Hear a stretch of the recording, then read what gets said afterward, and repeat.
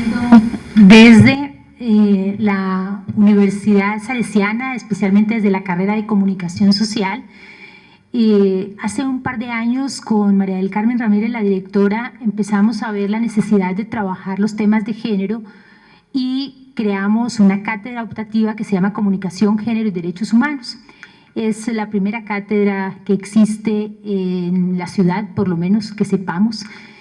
Una experiencia que yo hice también en Colombia con la Universidad Javeriana y con algunas instituciones de educación superior, con quienes vimos la necesidad de que los comunicadores y las comunicadoras sociales tuviéramos elementos de derechos humanos y de género para entender un poco cómo se trataban estos temas, pero sobre todo cómo éramos vistas las mujeres en los medios de comunicación y qué debíamos hacer nosotros y nosotras cuando fuéramos al ejercicio profesional. Así que bueno, voy a compartirles un poquito este trabajo que hemos hecho y que está publicado en un libro que también se lanza mañana. Hago de paso una cuñita ahí, se llama Los derechos de las mujeres en la mira, el Observatorio de Sentencias Judiciales y Medios de Comunicación en el Ecuador, 2013-2014. Entonces, parte de este trabajo es el que les voy a compartir. Dice así: las mujeres bajo una similar matriz mediática en el posmachismo o el neomachismo. La violencia contra las mujeres se registra en los medios de comunicación, tanto locales como nacionales e internacionales, con miradas periodísticas que van desde las cifras frías y escuetas hasta el cubrimiento de hechos noticiosos que evidencian un auténtico síntoma social,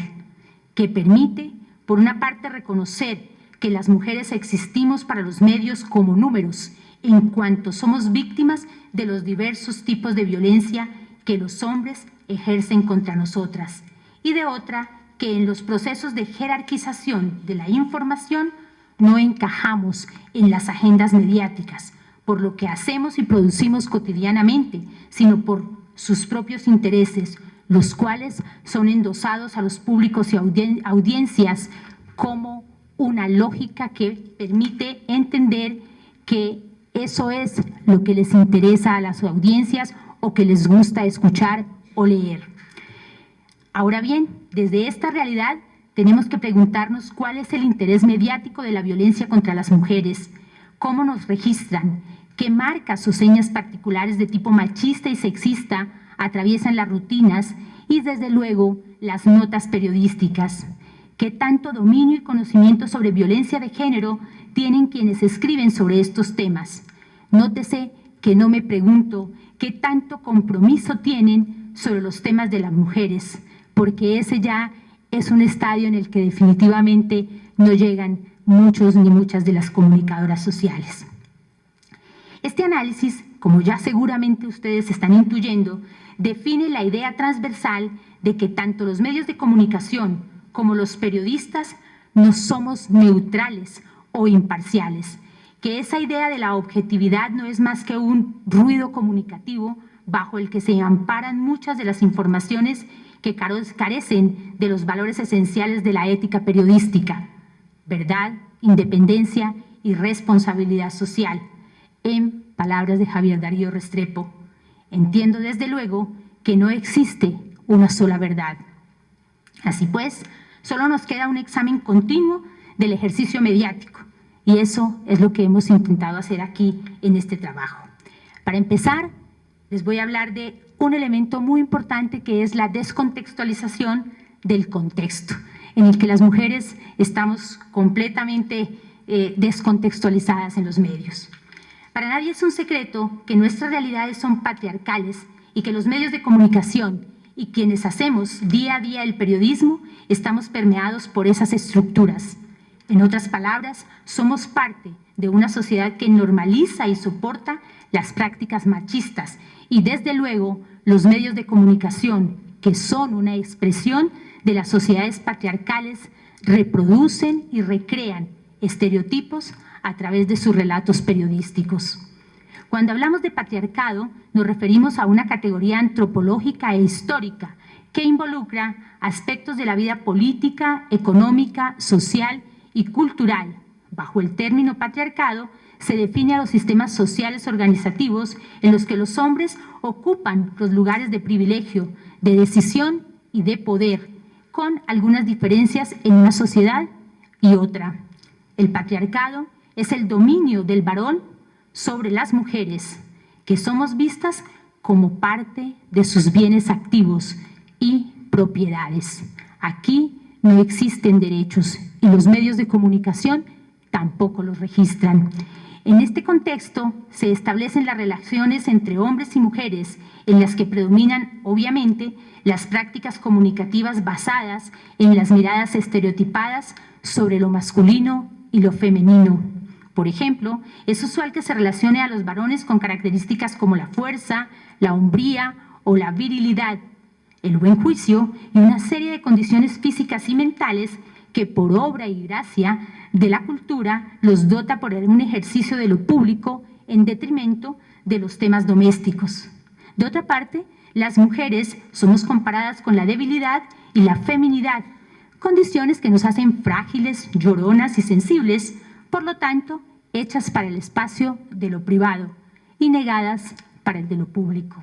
Ahí tampoco tenemos voz. Los procesos de socialización de la cultura han legitimado la creencia en la oposición superior del hombre, el poder personal y la autoafirmación en posesión de la razón y la fuerza del hombre, y la definición de la mujer como inferior a su servicio.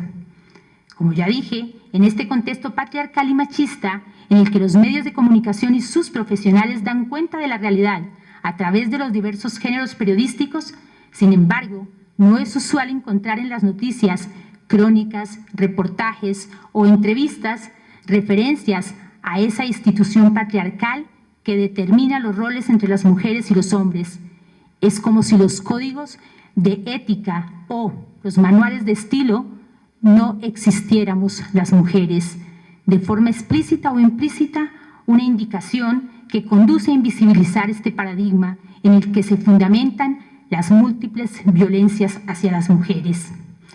No incluir en los relatos periodísticos el fenómeno patriarcal es una forma consciente de negar y de desconocer su existencia. Si nos atenemos al planteamiento de que los medios de comunicación son los que construyen parte de la historia, entonces tenemos aquí una historia que excluye no solo las causas estructurales de la violencia contra las mujeres, sino que olvida la idea de acontecimiento y su relación con las transformaciones sociales.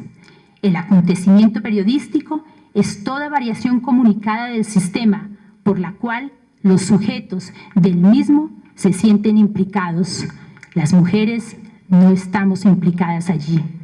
Desde esta lógica, estamos deformadas en las noticias, pues solo aparecemos en ellas cuando sale un informe que determina los niveles de violencia y nos convierte en un dato o un relato fragmentado de la realidad, que solo tiene presentes a las víctimas de violencia física, usualmente aquella que conduce a la muerte, y ni siquiera se utilizan los términos precisos para hablar de casos como feminicidios o femicidios, que ustedes por fortuna tienen ya tipificados, pero que no se utilizan en los medios de comunicación. Así pues, la muerte de las mujeres en los medios y por ende en la sociedad siempre quedará en el terreno de la sospecha, de la duda jurídica o de la justificación velada. Los clásicos titulares "la mató por celos" o "tenía una relación tormentosa" implícitamente conducen a muchos lectores y lectoras al "por algo sería" o "será que sí, tal vez no".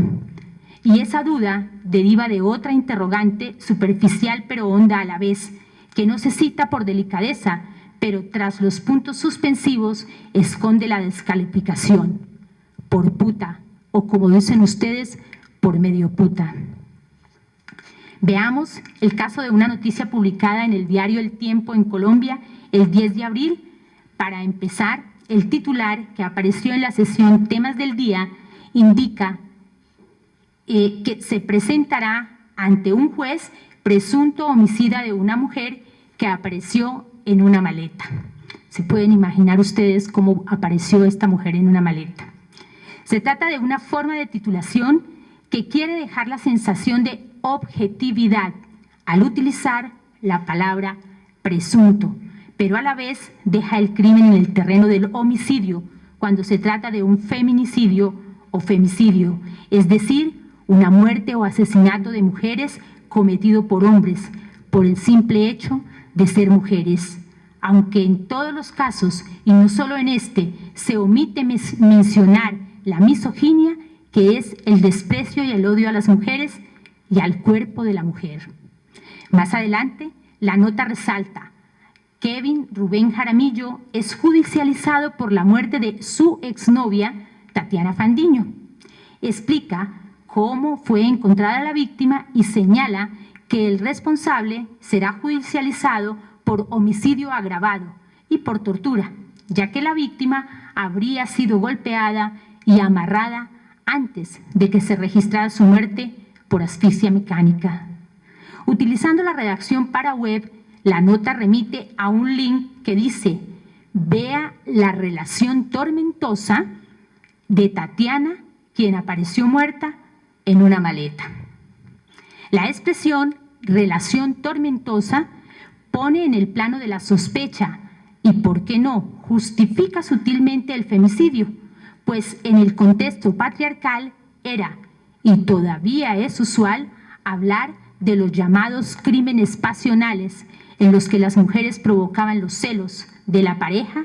que se alteraba y en un momento de ira e intenso dolor mataba a su mujer, tras someterla previamente a castigos con diversas clases de tortura. La reducción de los géneros.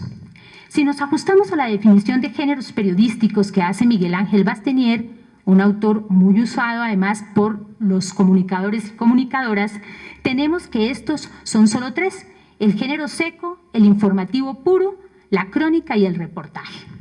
Una clasificación que ayuda a entender que los temas de las mujeres básicamente están relatados en el género seco o informativo puro, es decir, en noticias concisas que intentan contar el qué, quién, cómo y dónde, pero que muy pocas veces indagan por el por qué y para qué,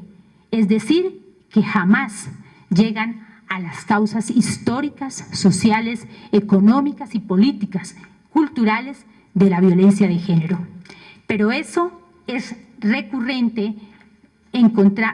por eso es recurrente encontrar notas periodísticas que apelan a los datos y que en el sentido básico del relato dejan ver la postura u opinión del autor o autora, aunque esté firmada como redacción judicial, una forma frecuente de invisibilizar y diluir la responsabilidad social del ejercicio periodístico. Detrás o en el fondo de toda pieza periodística aplica para todo lo que consideremos texto esta visión del mundo que sus autores y autoras tienen de las mujeres. Así pues, este ejercicio que hemos venido realizando aborda otra serie de notas periodísticas de varios medios de comunicación de América Latina y uno que realmente creo que vale la pena que retomemos acá es el caso, no sé si recuerdan ustedes, de un grupo de mujeres entre las cuales había 2 niñas en Carcelén que fueron degolladas. Y esa noticia solamente se refiere a grupo de mujeres fueron degolladas en Carcelén. Jamás se habla de que es una masacre, de que hay involucrados niñas menores de edad y el tema no pasa de ser un relato noticioso. También allí hay un dato muy importante y es el testimonio de una madre o de la madre de la víctima que dice: recibió una llamada previamente y el hombre que habló dijo que iba a matar a mi hija. Y no pasa de ser un dato desapercibido que no llega a contar que se trató de un feminicidio. Entonces, básicamente este trabajo lo que concluye es que en este espacio en el que el machismo hoy tiene unas nuevas formas, que es el neomachismo o el posmachismo, en el cual tenemos hombres que tienen conocimiento sobre el género, que desarrollan las categorías, que de una u otra forma son sensibles a los temas de las mujeres, también están invisibilizando nuestros temas de derechos y sobre todo nos están mostrando de manera simplificada en los medios de comunicación. Podemos más adelante conversar un poco más sobre esto.